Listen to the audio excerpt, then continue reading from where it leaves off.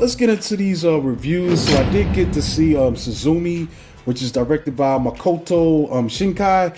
And what's interesting, I always try to see anime in the theaters, when I get a chance, once it look interesting. And I took a chance on his last film a couple years ago by seeing it in the theater. And that was Weathering with You, and I really liked that a whole lot. And I think maybe not Weathering with You, but No Name Your Name. was Your Name. Yeah, my bad. His film before that, Your Name, was the highest grossing anime film in Japan ever. Oh, okay. So it holds that distinction.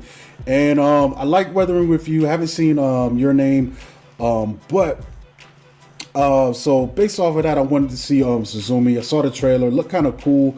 And the story goes this: as the skies turn red and the planet trembles, Japan stands on the brink of disaster.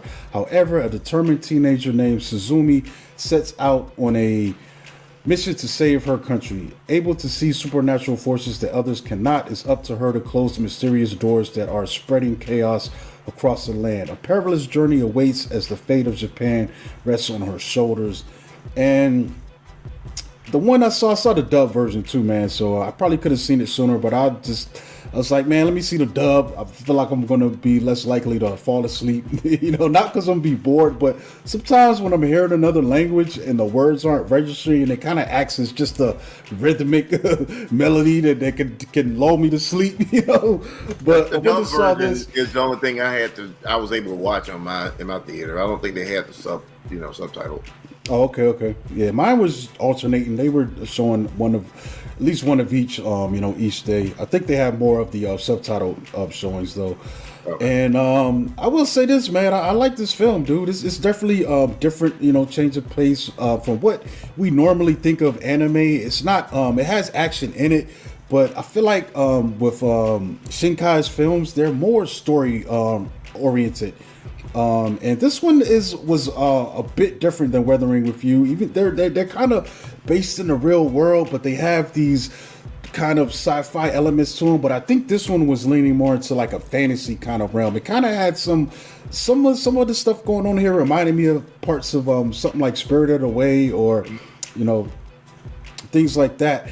But also what's interesting too is we got the bigger plot with Japan trying to them trying to save Japan, but also then he does this where he hides kind of a romantic element into this thing too, man. Because it doesn't say in the synopsis, but there's a character that she bumps into on her way to school who comes to find out is one of these. I forgot what the term was in the film, but basically they're responsible for closing these doors that this disastrous force is emerging from. And basically his whole task is to run around different parts of Japan and find these doorways and close them down before the thing can escape and cause damage. Basically, the force in this film, they're setting it up that it's responsible for the earthquake. So that's his job. He goes in, if he fails to close the door, then a quake happens and things can go bad for the people like in the real world.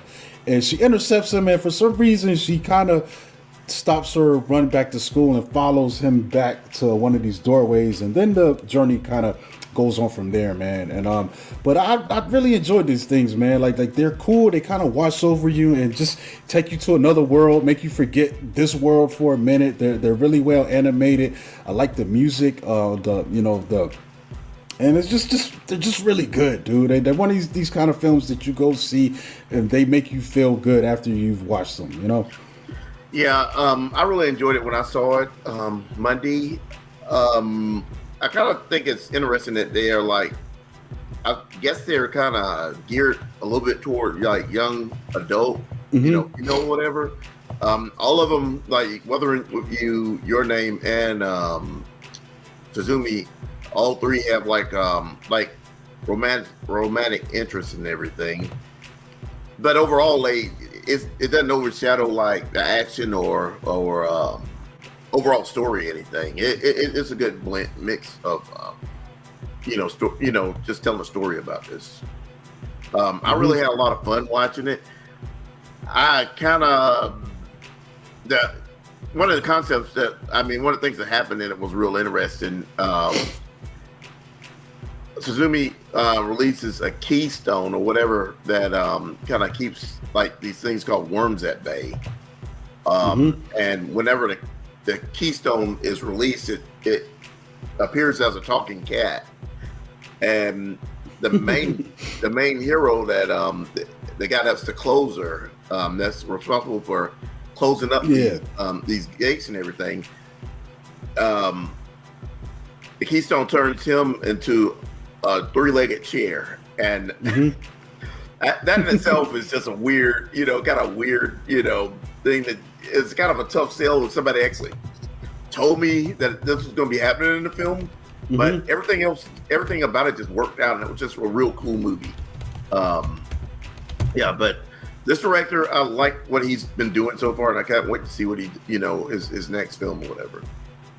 Yeah, that's definitely because they do kind of allude to some of that, because it is interesting, man. He does spend most of the film as a chair, and he still has the same mission. So in effect, she has to become, his arms and legs to help him, do this stuff, man. And it's interesting. I just got curious, so I looked up Suzume action figures, man, and that is something I would like to have just to put on my shelf. There is versions of this chair, yo. They do have a chair action figure. I don't know how you can order it. Well, actually, you know what? I'm looking at this thing. It looks like someone made a 3D printable version of this thing. Okay. So I guess you could download the files and print it yourself. But I wonder if this figure actually exists. Can I buy this? That would be cool, man. If I could get one of those. One of the things I did notice, if anybody's actually seen this film and actually seen Your Name, I think one of the characters from Your Name does a small cameo, like an over-the-shoulder look in this film. And I saw Your Name a couple of days ago, but I was just wondering if I was just seeing things or, putting that out there. But I think they did do a cameo of another character in this, Yeah, and that cat was cool too, man. Like there's just always some really good so far that I've, at least the two that I've seen with some really good character design. I think I'm gonna try to watch Your Name this weekend, because I bought it like right after I saw Weathering with You. I bought it years ago, but I keep forgetting to sit down and go watch it. I was like, man, if I like this, then I got it. This other thing's got to be good too. So I just went ahead and bought it, but I got to sit down and watch it. It's been sitting in my Voodoo collection for a while now. But yeah, it's a good time, man. Like the crazy thing about this. Like you said, they are kind of centered around young adult, because it seems like most of the characters are like high school age, or they're kind of coming of age. But some of the themes are, really adult, man. You know what I'm saying? I feel like these things are something more where older viewers, would enjoy them. Like, it's definitely not, kid stuff. It's some high stakes, cataclysms that they're dealing with, instead of it just, being something, small. Yeah. Did you see Weathering with You? I saw it, but I can vaguely remember parts of it. I think I have it I think I have a copy of it. Yeah, I'm going to rewatch that one because I think I do like that one a little bit more than this one. It's not like Suzume isn't good, but I think the world that they created in the Weathering with You was just a little bit more detailed. This one is more focused on the story, even though Weathering with You as well, but what they were doing with that lore, and I'm not sure if he's mixing in traditional Japanese folklore with these stories. It seems like, maybe that's where he's getting, some of these elements to the story to add in. But Weathering with You was kind of interesting just because of the way it was set up. It's almost like the person in the film was almost kind of how you have these things like Bigfoot and Sasquatch. So with this, there was the girl that was believed to be able to control the rain, and he's working for like one of these publications. It's kind of like the World News, remember those, or the Globe back in the day that they had the Bat Boy and stuff like that.